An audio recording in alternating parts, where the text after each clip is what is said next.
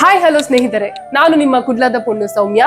ನಾವಿವತ್ತು ಮಂಗಳೂರಿನ ಹೊಸಬೆಟ್ಟುವಿನ ಶಿವಗಿರಿ ನಗರದಲ್ಲಿ ಶ್ರೀಯುತ ದಯಾಕರ್ ಸುವರ್ಣ ಇವರ ಶ್ರೀ ಗುರುಮನೆಯ ವಸ್ತು ಸಂಗ್ರಹಾಲಯದಲ್ಲಿ.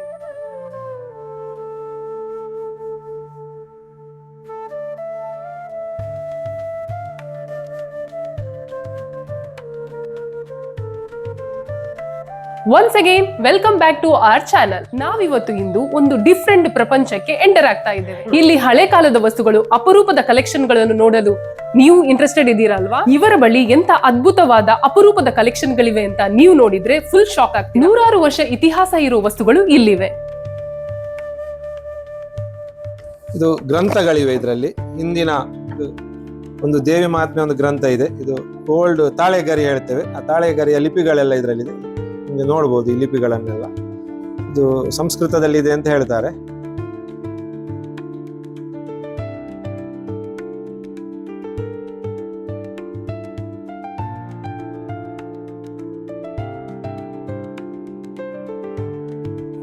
ಚೆನ್ನಮಣೆ ಇದು ಹಿಂದಿನ ಕಾಲದಲ್ಲಿ ಆಟ ಆಡುವ ಒಂದು ಸಾಧನ. ಮುಸ್ಲಿಂನವರು ಇದಕ್ಕೆ ಬಿರಿಯಾನಿ ಎಲ್ಲ ಆ ಟೈಪ್ ಯೂಸ್ ಮಾಡ್ಲಿಕ್ಕೆ ಮರದ, ಈಗ ಸ್ಟೀಲ್ ಇದೆಲ್ಲ ಯೂಸ್ ಮಾಡ್ತಿದ್ರು, ಆಗ ಇದನ್ನು ಯೂಸ್ ಮಾಡ್ತಿದ್ರು ಅವರು.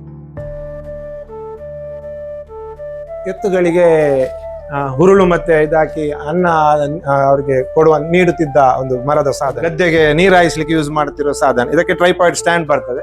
ಅದರಲ್ಲಿ ಮುಳುಗಿಸಿ ತೆಗೆದು ಆಚೆ ಅದು ನೊಗ ಉಳ್ಳಿಕ್ಕೆ ಅಥವಾ ಕಂಬಳಕ್ಕೆಲ್ಲ ಯೂಸ್ ಮಾಡುವಂತ.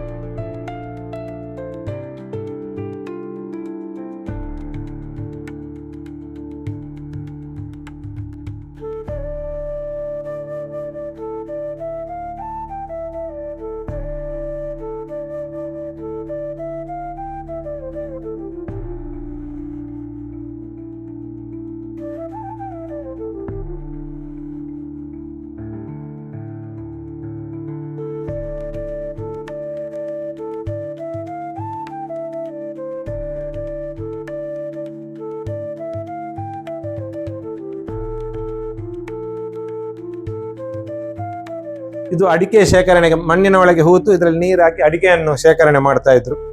ಇದೊಂದು ಓಲ್ಡ್ ಸ್ಪೈಸಿಸ್, ಅದು ಬ್ರಾಸ್ ಪೇಂಟಿಂಗ್. ಇದು ಅದೇ ರೀತಿ ದನಗಳಿಗೆ ಅಕ್ಕಚ್ಚು ಕೊಡುವ ಯೂಸ್ ಮಾಡುವಂತ. ಇದು ಅದೇ ಅಕ್ಕಚ್ಚು. ಇದು ತೂಕ ಮಾಡುವ ಹಿಂದಿನ 3 ವೆರೈಟಿಯಲ್ಲಿ ಅದ ಮೇಲೆ ಹೇಳ್ತೇವೆ. ಅಲ್ಲಿಯ ಒಂದು ಮನೆಯ ಬಾಗಿಲಿದು ತರುವಾಗ ಡಿಸ್ಮ್ಯಾಂಟಲ್ ಆಗಿತ್ತು, ಅದನ್ನು ತಂದು ರೀಸೆಟ್ ಮಾಡಿದ್ದೇವೆ. ಅದರ ಈ ವರ್ಕ್ ತುಂಬಾ ಇಷ್ಟ ನನಗೆ. ತುಂಬಾ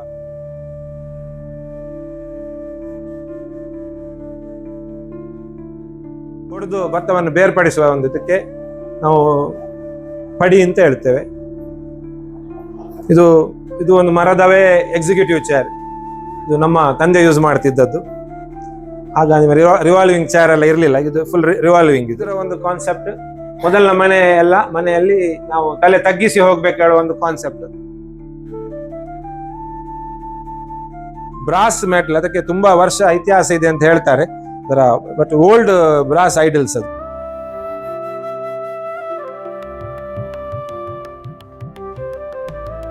ಕೈಯಲ್ಲೇ ಮ್ಯಾನ್ಯುವಲ್, ಈಗ ಮಿಷನ್ ಇರುವಾಗ ಮೊದಲು ಕೈಯಲ್ಲೇ ಭತ್ತ ಅಥವಾ ಅವಲಕ್ಕೆಲ್ಲ ಇದರಲ್ಲಿ ಕುಟ್ಟಿಯೇ ಮಾಡ್ತಾರೆ, ರೆಡಿ ಮಾಡಿ. ಮದುವೆ ಮಂಟಪ 5 ಸೈಡ್ ಇದಕ್ಕೆ.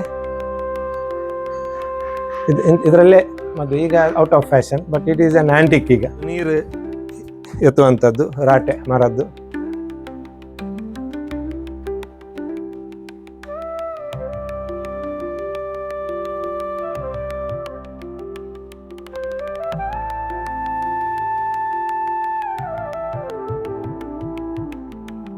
ಕಂಬಕ್ಕೆ ಅಡಿಗೆ ಪೀಠ ಆಗಿ ಕೊಡ್ತಿದ್ದ ಕಲ್ಲು ಇದು. Basement for pillars.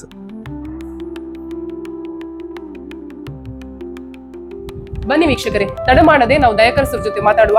ಆ ಅಪರೂಪದ ವಸ್ತುಗಳ ಹಿಂದಿರುವ ರೋಮಾಂಚಕ ಕಥೆಗಳನ್ನು ಕೇಳುವ. ಈಗ ನಾವು ಇಲ್ಲಿ ಎಲ್ಲ ಹಳೆ ಕಾಲದ ವಸ್ತುಗಳನ್ನು ನೋಡಿದ್ವಿ, ಅಪರೂಪದ ವಸ್ತುಗಳನ್ನು ನೋಡಿದ್ವಿ.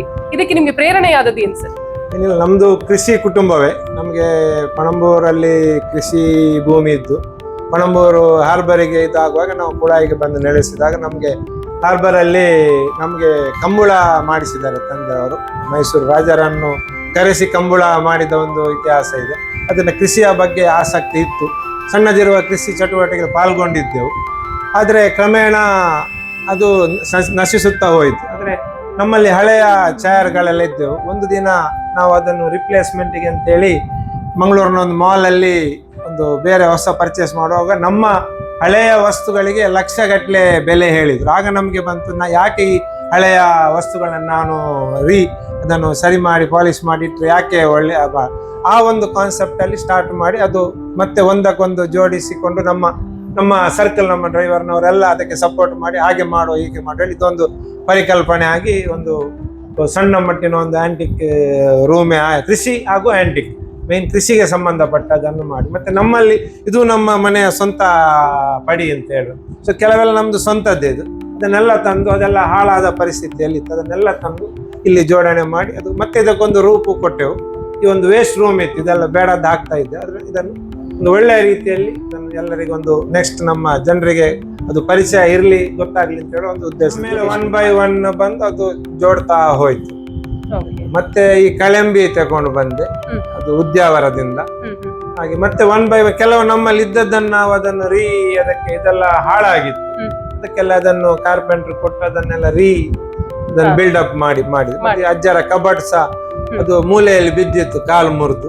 ಅದನ್ನು ಸರಿ ಮಾಡಿ ಎಲ್ಲ ಮತ್ತೆ 1 by 1 ಒಂದೊಂದೇ ಮತ್ತೆ ಎಲ್ಲ ಇದನ್ನು ನೋಡಿ ಕೆಲವರು ನನಗೆ ವಾಲಂಟರಿ ಆಗಿ ತಂದು ಕೊಟ್ರು, ಕೆಲವು ನಾವು ಹಣ ಕೊಟ್ಟು ಪರ್ಚೇಸ್ ಮಾಡಿ. ಈ ಹಳೆಯ ನಿಧಿಗಳನ್ನು ಸಾಮಾನ್ಯವಾಗಿ ನೀವು ಎಲ್ಲಿಂದ ಹುಡುಕಿದಾರ್ತೀರಿ ಸರ್? ಇದು ನಮ್ಗೆ ಗೊತ್ತಿಲ್ಲದೆ ನಾವು ಒಬ್ಬರ ಹತ್ರ ಕೇಳಿ ಆಕ್ಚುಲಿ ಫಸ್ಟ್ ನಮ್ಗೆ ಮುಲ್ಕಿ ಹತ್ರ ಒಬ್ರು ಮುಸ್ಲಿಂ ಒಬ್ರು ಫ್ರೆಂಡ್ ಆದ್ರು. ಅವರು ನನಗೆ ಫಸ್ಟ್ 1-2-3 ಐಟಮ್ ಕೊಟ್ಟು, ಮತ್ತೆ ಅವರ ಮಾವನ ಪರಿಚಯ ಆಯ್ತು. ಅವರ ಮಾವನ ಪರಿಚಯ ಅವರು ಇನ್ನೊಬ್ಬರ ಪರಿಚಯ ಮಾಡಿಕೊಟ್ರು. ಸೊ ಅವರೀಗ ನನಗೆ ಒಟ್ಟು ನನ್ನ ಫ್ರೆಂಡ್ ಸರ್ಕಲ್ ಅಲ್ಲಿ ಇದ್ದಾರೆ. ಸೊ ನನಗೆ ಎಲ್ಲಿ ಇದ್ದ ಕೂಡಲೇ ಫೋನ್ ಮಾಡ್ತಾರೆ, ಇದೊಂದು ಐಟಮ್ ಉಂಟು ಅಥವಾ ಫೋಟೋ ಹಾಕ್ತಾರೆ. ಅದಕ್ಕೆ ನನಗೆ ಬೇಕಾದ್ರೆ ನಾನು ಸ್ಪಂದಿಸಿ ತುಂಬಾ ಐಟಮ್ಸ್ ಕೊಟ್ಟಿದ್ದಾರೆ ನನಗೆ. ಅದನ್ನಂದ್ರೆ ಮಾರಾಟದ ರೀತಿಯಲ್ಲಿ ಒಂದು ಫ್ರೆಂಡ್ಲಿ, ನೀವು ಅದನ್ನು ಅವರಿಗೆ ಇಷ್ಟ ಅಂದ್ರೆ ನೀನ್ ಕೊಂಡೆಗೆ ಅದನ್ನು ಒಳ್ಳೆ ಮಾಡಿ ಇಡ್ತಿ, ಮತ್ತೆ ಅದನ್ನು ಪರಿಚಯ ಮಾಡೋ ಉದ್ದೇಶ ನನಗೆ ರಿಯಾಯಿತಿ ದರದಲ್ಲಿ ಫ್ರೆಂಡ್ಶಿಪ್ ಅಲ್ಲಿ ಅತ್ಯಂತ ಕಡಿಮೆ ಬೆಲೆಗೆ ಕೊಡ್ತಾರೆ. ಅದು ಅವರ ಸಪೋರ್ಟ್. ತಂದಾದ್ಮೇಲೆ ನಿಮ್ಗೆ ಅದರಿಂದ ಏನಾದ್ರು ಸಮಸ್ಯೆಗಳು ಆಗಿದೆಯಾ ಸರ್? ಅಂದ್ರೆ ನಾವು ಅನ್ಕೊಂಡಾಗಿರ್ಲಿಲ್ಲ ಅಥವಾ ನಮ್ಗೆ ಅಲ್ಲಿ ಕರೆಕ್ಟ್ ಆಗಿ ಒಂದು ಮಾಹಿತಿ ಕೊಡ್ಲಿಲ್ಲ? ನಾವು ತರುವಾಗೆಲ್ಲ ಒಂದು ಗೋಣಿಯಲ್ಲಿ ಕಟ್ಟಿ, ಇಲ್ಲದ್ರೆ ಬ್ಯಾಗ್ ಅಲ್ಲಿ ಹಾಕಿ, ಗಡಿಯಾರ ಎಕ್ಸಾಂಪಲ್ ನಾವು ಪ್ಲಾಸ್ಟಿಕ್ ಬ್ಯಾಗ್ ಅಲ್ಲಿ ಹಾಕಿ ತಂದು ಮತ್ತೆ ಇದನ್ರಿ ಹೆಚ್ಚಿನ ಐಟಮ್ಗಳು ಅದು ಡ್ಯಾಮೇಜ್ ಆಗಿ ಸಿಕ್ಕಿತ್ತು, ಅದನ್ನೆಲ್ಲ ನಾವು ರಿಸ್ಟೋರ್ ಮಾಡಿದ್ವಿ. ಸ್ವಂತ ಪ್ರಮೇಯ ಇಲ್ಲ. ಈ ಬಾಗಿಲಾಗ್ಲಿ ಇದು ಇಳಿಸು 10 ಮಂದಿ ಇಡ್ಲಿ, ಬಟ್ ಇಟ್ ವಾಸ್ ಅದೆಲ್ಲ ಪೀಸ್ ಆಗಿತ್ತು. ತಂದು ಹೆಚ್ಚಿನದನ್ನು ನಾವು ತಂದು ಜೋಡಿಸಿದ್ವಿ. ಸೊ ಅಂತದ್ದು ಪ್ರಮೇಯ ಇಲ್ಲ. ಎಲ್ಲಿ ಕೂಡ ನಿಮ್ಗೆ ಒಂದು ತಂದಾದ್ಮೇಲೆ ಯಾವುದೇ ಆಗ್ಲಿಲ್ಲ. ಒಂದು ರೇಡಿಯೋದಲ್ಲಿ ಒಂದು ಆಗಿದೆ, ಒಂದು ರೇಡಿಯೋ ಆನ್ಲೈನ್ ಅಲ್ಲಿ ಓಲ್ಡ್ ಆ ಟೈಪ್ ಒಂದು ವರ್ಕಿಂಗ್ ರೇಡಿಯೋ ಇದೆ ಅಂತ ಒಂದು ಆನ್ಲೈನ್ ಅಲ್ಲಿ ಬಂತು. 5,000 ಹಾಕಬೇಕು ಹೇಳಿದೆ, ಹಾಕಿದೆ. ವಿಡಿಯೋ ಎಲ್ಲ ಮಾಡಿದ, ಪ್ಯಾಕ್ ಮಾಡಿ ಬಸ್ಸಲ್ಲಿ ಹಾಕೋ ವಿಡಿಯೋ ಹಾಕಿದ. ಬಸ್ಸು ಇಲ್ಲ, ಅವನು ಇಲ್ಲ, ರೇಡಿಯೋ ಇಲ್ಲ, ಹಣವೂ ಇಲ್ಲ. ಅದೊಂದು ಆಗಿದೆ, ಬಿಟ್ಟರೆ ಬೇರೆ ಯಾವುದೇ ಏನಿದ್ರು ಎಷ್ಟು ದೂರ ಇದ್ರು ನಾವು ಕಾರಲ್ಲಿ ಹೋಗಿ ಅದನ್ನು ತಗೊಂಡೇ ಪೇಮೆಂಟ್ ಮಾಡಿ ತಗೊಂಡು ಬರೋದು. ಆಮೇಲೆ ಆನ್ಲೈನ್ ಕಳಿಸ್ತೇನೆ, ಅದು ಯಾವುದೇ ವ್ಯವಹಾರ ಇಲ್ಲ. ಅದೊಂದು ಬ್ಯಾಡ್ ಎಕ್ಸ್ಪೀರಿಯನ್ಸ್ ಆಗಿದೆ. ಓಕೆ, ನೀವು ಆಗ್ಲೇ ಹೇಳಿದಾಗ ನಿಮ್ಗೆ ಅಲ್ಲೊಂದು ವಸ್ತು ಉಂಟು, ತಗೊಂಡ್ ಬರುವ ಕಾಸ್ಟ್ ನಿಮ್ಗೆ ಜಾಸ್ತಿ ಆಗ್ತದೆ, ಅದ್ರ ಬಗ್ಗೆ ಒಂದು ಎತ್ತಿನ ಗಾಡಿ ಬಾದಾಮಿಯಲ್ಲಿ ವ್ಯಾಪಾರ ಮಾಡಿದೆ, 10,000 ರೂಪಾಯಿ ಹೇಳಿದ್ರು. ಬಟ್ ತರಲಿಕ್ಕೆ 15-20,000 ಕಾಸ್ಟ್. ಅದಕ್ಕೆ ಅದನ್ನ ಅಲ್ಲೇ ಬಿಟ್ಟು ಈಗಲೂ ಅಲ್ಲೇ ಇದೆ. ಆಮೇಲೆ ಒಂದು 2 ಕಡೆಯಲ್ಲಿ ವ್ಯಾಪಾರ ಮಾಡಿದೆ, ಸ್ವಲ್ಪ ಹೆಚ್ಚು ಕಮ್ಮಿ ರೇಟ್ ಬಿಟ್ಟು ಬಂದು ಅರ್ಧ ಗಂಟೆ ಲಾಸ್ ಹೊತ್ತು ಹೋಗಿದೆ ಎತ್ತಿನ ಗಾಡಿ. ಅಂಥದ್ದಾದದುಂಟು. ಮತ್ತೆ ಪಶ್ಚಾತ್ತಾಪ, ನಾನು ತರಬೇಕಿತ್ತು ಅಂತ ಹೇಳೋ ಅಂಥದ್ದು ಘಟನೆಗಳು ಆಗಿದೆ. ಮತ್ತೆ ಕೆಲವು ಬಂದು ಮತ್ತೆ ಪುನಃ ಹೋಗಿ ಅದನ್ನು ತಗೊಂಡು ಬಂದು ಈ ಕಿಟಕಿ ಸಹ ಹಾಗೆ. ಶುರು ರೇಟ್ ಹೇಳುವಾಗ ನನಗೆ ಜಾಸ್ತಿ ಅಂತ ಆಯ್ತು. ಅದೇ ಕಿಟಕಿ ಇನ್ನೊಂದು ಕಡೆ ಆದ್ರೆ ನಾನು 3 ಪಾಲು ರೇಟ್ ಹೇಳಿದ.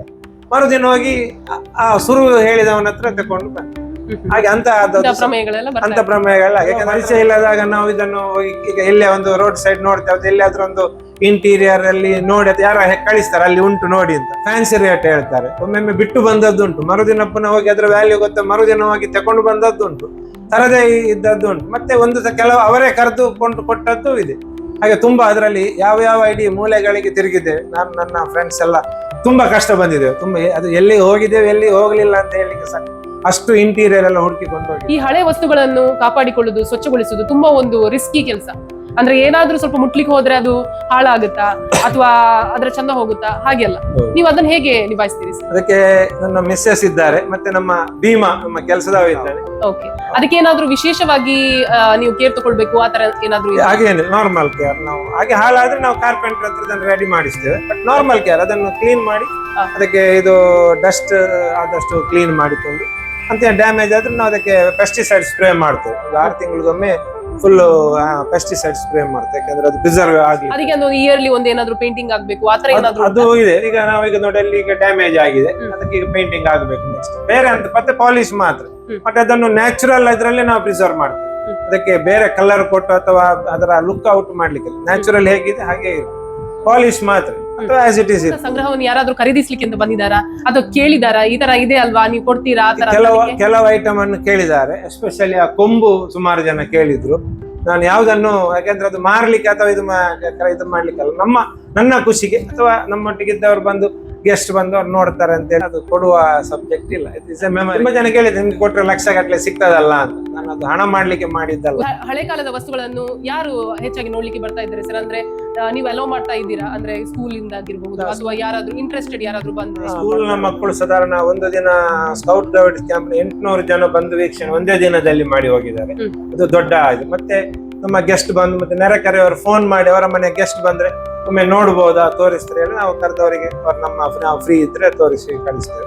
ಮ್ಯಾಕ್ಸಿಮಮ್ ಸ್ಕೂಲ್ ಈಗ ಮಂಗಳೂರಿನ ಒಂದು ಸ್ಕೂಲ್ ಅವರಿಗೆ ಅಪಾಯಿಂಟ್ಮೆಂಟ್ ಕೇಳಿದ್ದಾರೆ. ಹಾಗೆ ಕೇಳಿದ್ರೆ ನಾನು ಇಲ್ಲ ಅಂತ, ಯಾಕಂದ್ರೆ ಅದು ಇನ್ನೊಬ್ರು ನೋಡಿದ್ರೆ ಅದರ ವ್ಯಾಲ್ಯೂ ಜಾಸ್ತಿ ಆಗುತ್ತೆ. ಯಾಕಂದ್ರೆ ಅದು ನೋಡ್ಲಿಕ್ಕೆ ಮಾಡಿದಂತ ಎಲ್ಲ ಮಾಡ್ತೇವೆ. ಅದಕ್ಕೆ ನಮ್ಮ ಫ್ರೀ ಟೈಮ್ ಇತ್ತು ಹಾಗೆ ಬರ್ತಾರೆ ಲೋಕಲ್ಸ್ ಬರ್ತಾರೆ. ಅದಕ್ಕೆ ಅಂತ ಏನಾದ್ರು ನೀವು ಇದು ಫೀಸ್ ಅಥವಾ ಟಿಕೆಟ್ ಏನಾದ್ರು ಯಾವುದಿಲ್ಲ, ಇಟ್ಸ್ ಆಲ್ ಫ್ರೀ. ಅವರು ವೀಕ್ಷಣೆಗೋಸ್ಕರ ಫ್ರೀ ಅಪಾಯಿಂಟ್ಮೆಂಟ್ ತೆಗೆದು ನಾನೇ ಇದ್ದು ತೋರಿಸ್ತೇನೆ. ನಿಮ್ಗೆ ಯಾವ್ದಾದ್ರು ವಸ್ತು ಇನ್ನೂ ಕೂಡ ಮನಸ್ಸಲ್ಲಿ ಇದೆಯಾ? ಅಂದ್ರೆ ಈ ವಸ್ತು ಇಲ್ಲಿ ಸಂಗ್ರಹದಲ್ಲಿ ಬರ್ಬೇಕು, ನಂಗೆ ತಗೊಳ್ಬೇಕು, ಆತರ ಅದೊಂದು ಎಲ್ಲರಿಗೆ ಪರಿಚಯ ಮಾಡ್ಬೇಕು ಅಂತ ಯಾವ್ದಾದ್ರು? ನೇಗಿಲು ಆಗ್ಬೇಕು, ತುಂಬಾ ಹುಡುಕ್ತಾ ಇದ್ದೇನೆ, ಸಿಗ್ಲಿಲ್ಲ. ನಮ್ಮಲ್ಲಿದ್ದದನ್ನು ಒಂದು ನಮಗೆ ಬೇಡ ಅಂತ ಹೇಳಿ ಅದನ್ನು ಒಂದು ಸಂಗ್ರಹಾಲಯ ಕೊಟ್ಟಿದ್ದೆವು. 4 ನೇಗಿಲಿತ್ತು. ಈಗ ಒಂದು ನೇಗಿಲು ಹುಡುಕು 10 ವರ್ಷ ಆಯ್ತು, ನನಗೆ ನೇಗಿಲು ಸಿಗ್ತಾ ಇಲ್ಲ. ಅದೊಂದು ಆಗ್ಬೇಕು. ಹಾಗೆ ಹಲಗೆ, ಅದಕ್ಕೆ ನಾವು ಗದ್ದೆ ಉಳುವಾಗ ಅದು ಆಗ್ಬೇಕು ಅಂತ ಕೆಲವೆಲ್ಲ. ಮತ್ತೆ ಒಂದು ಎತ್ತಿನ ಗಾಡಿ ಆಗ್ಬೇಕು. ಕೆಲವೆಲ್ಲ ಆಸೆಗಳಿವೆ. ಕ್ರಮೇಣ 1 by 1, ಯಾಕಂದ್ರೆ ನಾನು ಸ್ಟಾರ್ಟ್ ಮಾಡಿದ್ದು 1 by 1. ಸೊ ಅದಿಷ್ಟಾಗಿ ಅದು ಆಗ್ಬೋದು ಅಂತ. ಈ ತರ ಒಂದು ಇತಿಹಾಸವನ್ನು ಉಳಿಸುವುದು ಎಷ್ಟು ಮುಖ್ಯ ಅಂತ ನೀವು ಭಾವಿಸ್ತೀರಿ ಸರ್? ಇದು ತುಂಬಾ ಮುಖ್ಯ. ಯಾಕೆಂದ್ರೆ ಈಗ ಮುಂದಿನ ಮಕ್ಕಳಿಗೆ ಇದರ ಬಗ್ಗೆ ಪರಿವೇ ಇಲ್ಲ. ಎಕ್ಸಾಂಪಲ್ ಮೊನ್ನೆ ಅವರಿಗೆ ಈ ಫೋನ್ ನ ಬಗ್ಗೆ ಜ್ಞಾನವೇ ಇಲ್ಲ. ಅದು ತಿರುಗಿಸುದು ಹೇಗೆ, ಅದು ನಮ್ಮ ಹತ್ರ ಕೇಳ್ತಿದ್ದು ಹೇಗೆ ನಂಬರ್ ಡಯಲ್ ಮಾಡುದು ಸರ್, ಇದು ಯಾರು ಯೂಸ್ ಮಾಡ್ತಿದ್ರು ಅಂತ ಸಣ್ಣ ಒಂದು ಉದಾಹರಣೆ. ಮತ್ತೆ ಈ ಕೃಷಿ ಪರಿಕರದ ಬಗ್ಗೆ ಈಗಿನ ಮಕ್ಕಳಿಗೆ ಪರಿವೇ ಇಲ್ಲ. ನೆಕ್ಸ್ಟ್ ಇನ್ನು ಅಕ್ಕಿ ಮರದಲ್ಲಿ ಆಗ್ತದ ಕೇಳುವ ಒಂದು ಸಮಯ ಬರ್ಬೋದು. ಅಂತಹ ಸಂದರ್ಭದಲ್ಲಿ ಇದು ಒಂದು ಸೂಕ್ತವಾಗಿ ಅವರಿಗೆ ಕೃಷಿ ಚಟುವಟಿಕೆ ಅಥವಾ ನಮ್ಮ ಪುರಾತನ ಸೊತ್ತುಗಳ ಒಂದು ಜ್ಞಾನ ಇರ್ಲಿ ಅಂತ ಮಾಡಿ. ಅದರಿಂದ ಇದು ತುಂಬಾ ಅಗತ್ಯ ಇದೆ. ಇಂತ ನಾವು ಹಳೆ ಸೊತ್ತುಗಳನ್ನು ಬಿಸಾಡದ ಅದನ್ನು ಶೇಖರಿಸಿ ಮುಂದಿನ ಪೀಳಿಗೆಗೆ ತೋರಿಸುದು ತುಂಬಾ. ಹೊಸದಾಗಿ ಸಂಗ್ರಹ ಮಾಡುವವರಿಗೆ ನಿಮ್ಮ ಒಂದು ಸಲಹೆ ಏನು ಸರ್? ತುಂಬಾ ಕಾಸ್ಟ್ಲಿ, ಬಟ್ ಮಾಡಿದ್ರೆ ಒಳ್ಳೆಯದು. ಯಾಕಂದ್ರೆ ಅವರವರ ಲೆವೆಲ್ ಅಲ್ಲಿ ಈಗ ಅವರ ಮನೆಯಲ್ಲಿದ್ದ ಸೊತ್ತುಗಳನ್ನು ಅವರು ಕ್ಲೀನ್ ಮಾಡಿ ಶೇಖರಿಸಿಟ್ರೆ ಅದು ಒಳ್ಳೇದು. ಯಾಕೆ ಇದನ್ನು ನೋಡಿ ತುಂಬಾ ಜನ ನನಗೆ ಹೇಳಿದ್ದಾರೆ, ನನ್ನ ಮನೆಯಲ್ಲಿ ಅದು ಇದೆ ಸರ್, ನನ್ನ ಮನೆಯಲ್ಲಿ ಇದು ಇದೆ ಸರ್, ಇದು ನಾನು ಇನ್ನು ಹೋಗಿ ಅದನ್ನು ಸರಿ ಮಾಡಿ ಇಡ್ತೇನೆ ಅಂತ ಹೇಳೋ ತುಂಬಾ ಜನ ಹೇಳಿದ್ದಾರೆ. ಅದು ಖುಷಿ. ಯಾಕಂದ್ರೆ ಆ ಸೊತ್ತುಗಳು ಒಂದು ವೇಳೆ ಅವರಿಗೆ ಆಗದಿದ್ದ ಕೆಲವರು ನನಗೆ ಅದನ್ನ ಹಸ್ತಾಂತರಿಸ್ತಾರೆ. ಅದರಿಂದ ಅದ ಮನೆಯಲ್ಲಿ ಇದ್ದ ಸೊತ್ತುಗಳನ್ನು ಉಳಿಸುವುದು ಒಳ್ಳೆಯದು. ಇಲ್ಲಿ ನೀವು ಸಂಗ್ರಹ ಮಾಡಿದ ಮೊದಲನೇ ವಸ್ತು ಯಾವ್ದು ಸರ್? ಇದರಲ್ಲಿ ಸಂಗ್ರಹ ಮಾಡಿದ ಮೊದಲನೇ ವಸ್ತು ಆ ಶೇವಿಗೆ ಮನೆ. ಅದು ಒಂದು ಕಾವೂರಲ್ಲಿ ಹೋಗುವಾಗ ಒಬ್ಬ ಮುಸ್ಲಿಂ ಫೋಟೋ ಹಾಕಿದ, ಹಾಗೆ ಅದನ್ನು ನೋಡಿ ಕ್ರಯಕ್ಕೆ ತಗೊಂಡು ಬಂದೆ. ನಿಮ್ಗೆ ಇಲ್ಲಿ ವಸ್ತು ಸಂಗ್ರಹಾಲಯದಲ್ಲಿ ಇರುವಂತಹ ಅತ್ಯಂತ ಪ್ರಿಯವಾದ ವಸ್ತು ಹಾಗೆ ಅಪರೂಪದ ವಸ್ತು ಅಂತ ಹೇಳಿದ್ರೆ ಯಾವ್ದು ಸರ್? ನನಗೆ ಇದರಲ್ಲಿ ಅತ್ಯಂತ ಪ್ರಿಯವಾದ ವಸ್ತು ತಂದೆಯ ಚೇರ್.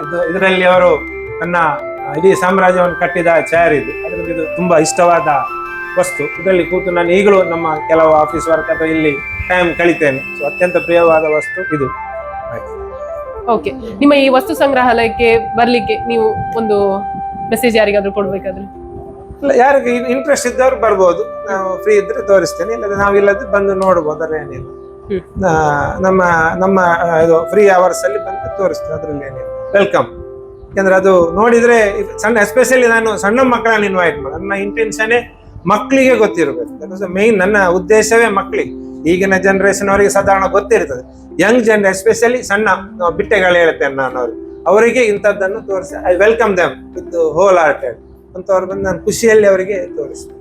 ನಮ್ಮ ಚಾನೆಲ್ಗೆ ನೀವು ಇದ್ರ ಬಗ್ಗೆ ಎಲ್ಲ ಮಾಹಿತಿ ಕೊಟ್ಟದಕ್ಕೆ ತಮಗೆ ಧನ್ಯವಾದಗಳು ಸರ್. ಇಲ್ಲಿ ಈಗ ದಯಾಕರ್ ಅವರ ಧರ್ಮಪತ್ನಿ ಮಮತಾ ಅವರಿದ್ದಾರೆ. ಮೇಡಮ್, ನಿಮ್ಗೆ ಹೇಗೆ ಇದ್ರ ಬಗ್ಗೆ ಒಲವು ಬಂತು? ನಂಗೆ ಕೂಡ ಇದ್ರಲ್ಲಿ ಇಂಟ್ರೆಸ್ಟ್ ಉಂಟು, ಆಂಟಿಕ್ ಕಲೆಕ್ಷನ್ ಅಲ್ಲೆಲ್ಲ. ಆದ್ರೆ ನಂಗೆ ಜಾಸ್ತಿ ಇಂಟ್ರೆಸ್ಟ್ ಇವರಿಂದ ಬಂದದ್ದು, ಯಾಕಂದ್ರೆ ಇವರಿಗೆ ತುಂಬಾ ಇಂಟ್ರೆಸ್ಟ್ ಇದೆ. ಸೊ ನಾನು ಸಪೋರ್ಟ್ ಮಾಡ್ತೇನೆ ಅವರಿಗೆ. ಓಕೆ, ಅಂದ್ರೆ ಜಾಸ್ತಿಯಾಗಿ ನೀವು ಮನೆಯಲ್ಲಿ ಇರೋದ್ರಿಂದ ಎಲ್ಲರನ್ನು ಪರಿಚಯ ಮಾಡಿ ಇಲ್ಲಿ ತೋರಿಸು ಅದು ಕೆಲಸ ನೀವು ಮಾಡ್ತೇನೆ. ಆದ್ರೆ ನನ್ಗಿಂತ ಹೆಚ್ಚಾಗಿ ಇವರೇ. ನಿಮ್ಗೆ ಇಲ್ಲಿ ಇರುವಂತಹ ಸಣ್ಣದಾದ ಮತ್ತೆ ಅತ್ಯಂತ ಕಾಸ್ಟ್ಲಿ ಆದ ವಸ್ತು ಯಾವುದು ಅಂತ ಅದರ ಬಗ್ಗೆ? ನಮ್ಮಲ್ಲಿ ತಾಳಗರಿ ಇದೆ. ಇದು ಆಕ್ಚುಲಿ ನನ್ನ ರಿಲೇಟಿವ್ ಕೊಟ್ಟದ್ದು. ತುಂಬಾ ಹಳೆದಾಗಿದೆ. ನನ್ನ ಲೆಕ್ಕದಲ್ಲಿ ಅವ್ರು ಕೊಡುವಾಗ ಸಾಧಾರಣಕ್ಕೆ 100 years ತನಕ ಅಂತ ಹೇಳಿದ್ದಾರೆ. ಹಾಗಾಗಿ ಇದು ತುಂಬಾ ನಂಗೆ ಇಷ್ಟ, ಮತ್ತೆ ಇದಕ್ಕೆ ಪ್ರೆಷಸ್ ಅಂತ. ಸಂಗ್ರಹಾಲಯದಲ್ಲಿರುವ ಕೆಲವೊಂದು ನಾಣ್ಯಗಳ ಬಗ್ಗೆ ನೀವು ನಂಗೆ ಆಗ ಮಾಹಿತಿ ಕೊಟ್ಟಿದ್ರಿ ಮ್ಯಾಮ್, ಅದ್ರ ಬಗ್ಗೆ ಸ್ವಲ್ಪ ಹೇಳ್ತೀರಾ? ಊರಿಗೆ ಹೋಗಿದ್ದು ಪೂನಾಕ್ಕೆ. ಆ ಟೈಮಿಗೆ ನಾವು ತುಂಬಾ ಕಾಯಿನ್ ಪರ್ಚೇಸ್ ಮಾಡಿದ್ದು. ಮತ್ತೆ ಇದೆಲ್ಲ ಬ್ರಿಟಿಷ್ ಟೈಮ್ ಇದ್ದು ಕಾಯಿನ್ಸ್ ಎಲ್ಲ ನೋಡ್ಬೋದು. ಇದ್ರಲ್ಲೆಲ್ಲ ಈಸ್ಟ್ ಇಂಡಿಯಾ ಕಂಪನಿದು ಇದೆಲ್ಲ ಇದೆ, ಅವರದ್ದು ಸಿಂಬಲ್ ಎಲ್ಲ. ಮತ್ತೆ ನೋಡಿ ಹಿಂದೆ ಕೂಡ ನೋಡಿ ಲಕ್ಷ್ಮಿ, ಗಣಪತಿ.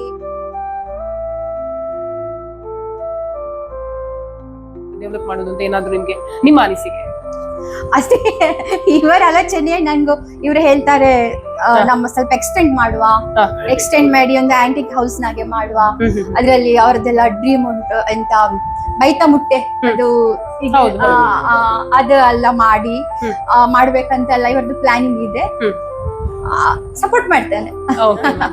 ನೀವು ಕೂಡ ವಸ್ತು ಸಂಗ್ರಹಾಲಯದ ಬಗ್ಗೆ ಇಷ್ಟೊಂದು ಮಾಹಿತಿಗಳನ್ನು ಕೊಟ್ಟಿದ್ದೀರಿ. ನಿಮಗೂ ಕೂಡ ನಮ್ಮ ಚಾನೆಲ್ನ ಪರವಾಗಿ ಧನ್ಯವಾದಗಳು. ಶ್ರೀಯುತ ದಯಾಕರ್ ಸುವರ್ಣ ಅವರ ಮನೆಯಲ್ಲಿರುವ ವಸ್ತು ಸಂಗ್ರಹಾಲಯವನ್ನು ನೀವು ನೋಡಿದ್ರಿ. ನಿಮಗೂ ಕೂಡ ಈ ವಿಡಿಯೋ ಇಷ್ಟ ಆಯ್ತು ಅಂತ ಅನ್ಕೊಳ್ತೇನೆ. ಇಂತಹ ವಿಶಿಷ್ಟ ವೈವಿಧ್ಯಮಯ ಹಾಗೆ ಹೊಸ ವಿಡಿಯೋಗಳಿಗಾಗಿ ನೋಡ್ತಾ ಇರಿ ಸವಿ ಸೋಜಿಗ ಯೂಟ್ಯೂಬ್ ಚಾನಲ್. ನಾನು ನಿಮ್ಮ ಕುಡ್ಲದ ಪೊಣ್ಣು ಸೌಮ್ಯ. ಎಲ್ಲರಿಗೂ ನಮಸ್ಕಾರ.